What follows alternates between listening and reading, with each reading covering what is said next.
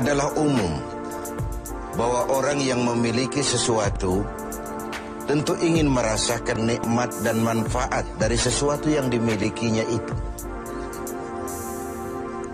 Apa gunanya punya radio bagus kalau telinga tuli?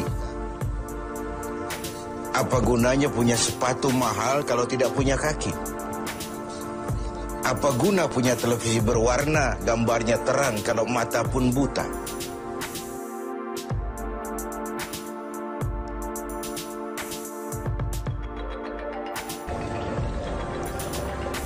Kesehatan adalah modal paling utama dalam hidup ini. Kita hanya bisa beraktivitas, melakukan berbagai kegiatan dalam hidup ini hanya oleh karena kita memiliki sesuatu yang bernama sehat. Kecenderungan kita adalah baru merasakan pentingnya suatu nikmat kalau dia sudah berkurang atau bahkan hilang sama sekali dari diri kita. Kita baru merasakan pentingnya gigi kalau sedang sakit gigi. Kita baru merasakan pentingnya telinga kalau sudah tuli.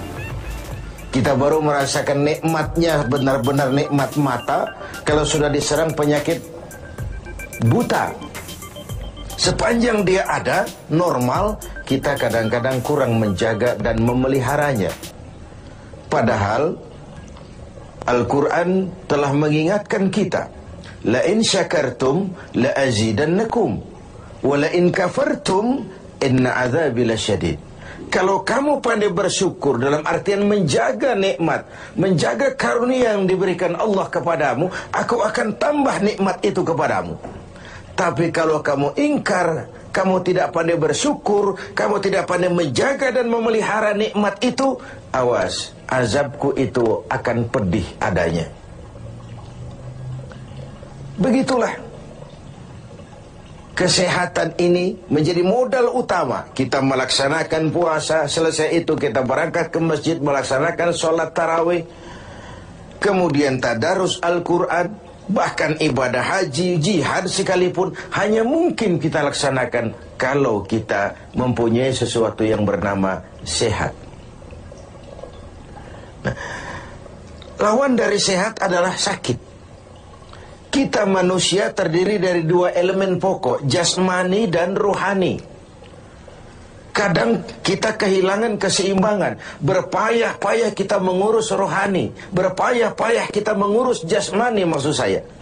Satu hari 3 kali kita mandikan jasmani kita. Kita berikan pakaian yang bagus-bagus, parfum yang wangi-wangi, pakaian yang aksesoris yang mahal-mahal untuk keindahan jasmani. Pernahkah kita berpikir seperti itu untuk menambah keindahan rohani kita?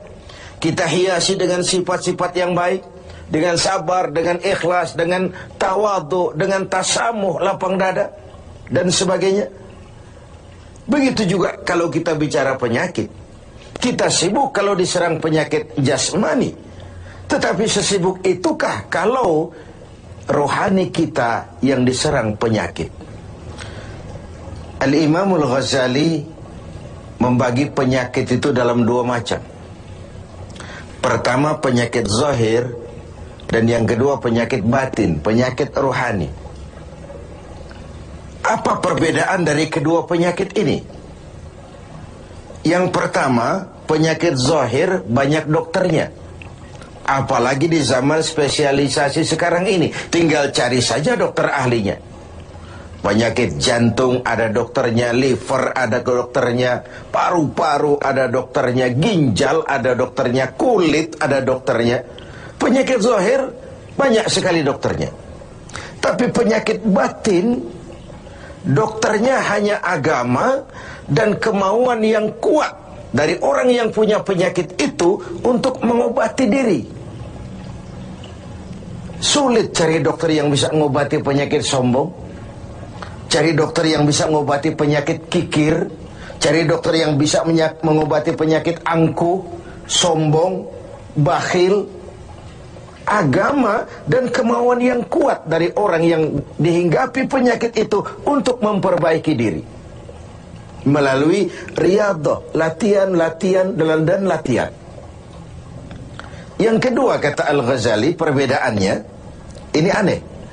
Penyakit zahir yang empunya penyakit lebih tahu dari orang lain, sedangkan penyakit batin sering orang lain lebih tahu dari yang punya. Ini aneh.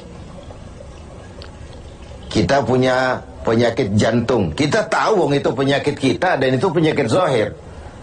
Teman kita nggak tahu, datang-datang main kagetin aja, woi, kelepek kita. Kita yang punya penyakit tahu, orang lain nggak tahu. Tapi kalau penyakit batin ini aneh, orang lain sering lebih tahu dari yang punya. Kalau kita sombong, kita sering tidak merasa, kita anggap sikap kita wajar saja.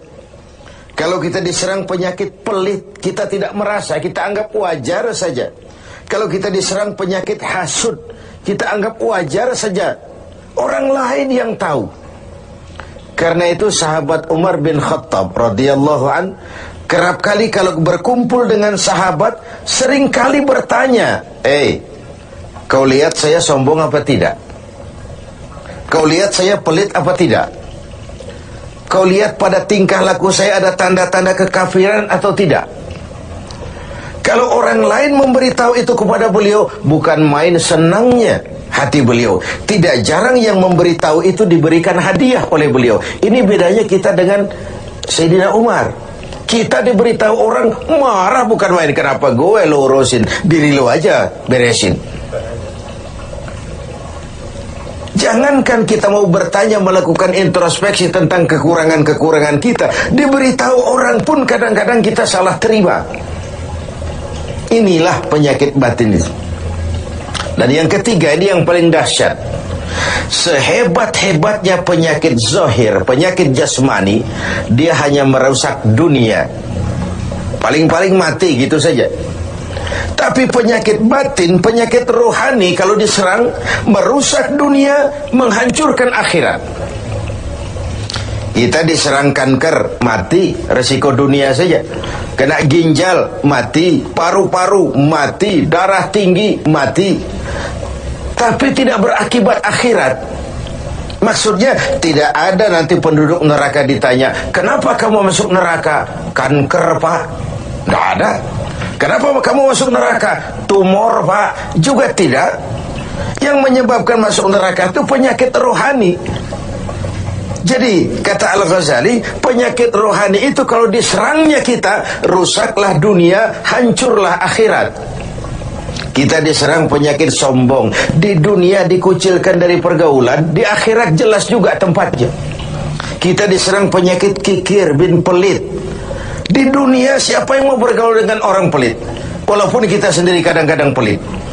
Tapi di akhirat juga tempatnya jelas. Hasud, iri hati, menggerogoti amal sendiri. Di dunia kita sulit hidup karena senang lihat orang susah, atau susah lihat orang senang.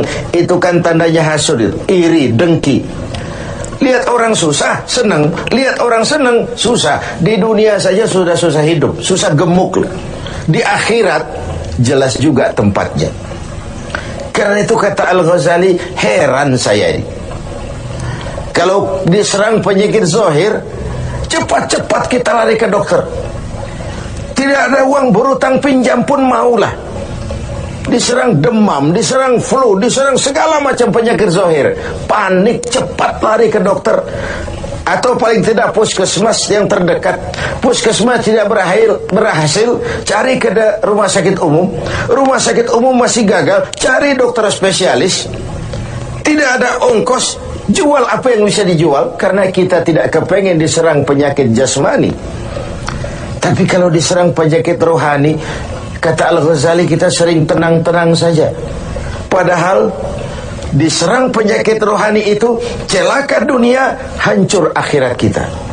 Sehingga beliau menghimbau, kalau kita begitu bersungguh-sungguh mengobati penyakit jasmani yang kalau diserang hanya merusak kehidupan dunia, betapa kita tidak akan lebih bersungguh-sungguh mencari obat penangkal penyakit yang kalau diserangnya kita, rusaklah dunia, hancur jugalah akhirat kelak.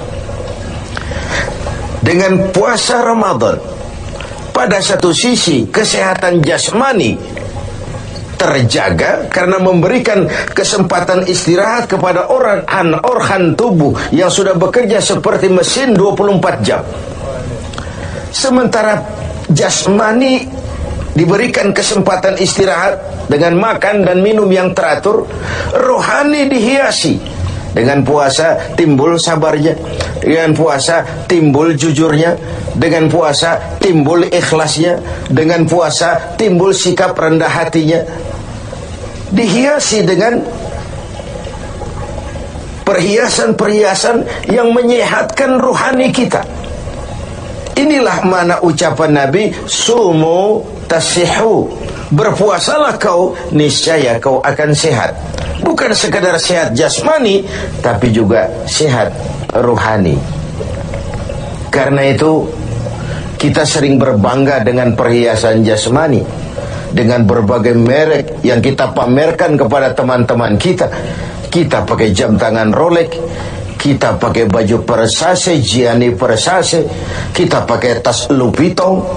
Berpayah-payah kita menghiasi jasmani kita, sementara rohani kita merana, rohani kita sakit, rohani kita kering kerontang. Kita nyaris tidak pernah memberikan perhatian. Inilah Ramadan, nuansa di mana kita menumbuhkan keseimbangan antara pertumbuhan jasmani kita dengan kesehatan rohani kita. Kalau sehatlah jasmani dan sehatlah rohani, maka terciptalah keseimbangan, keindahan jasmani yang berpadu dengan keindahan rohani.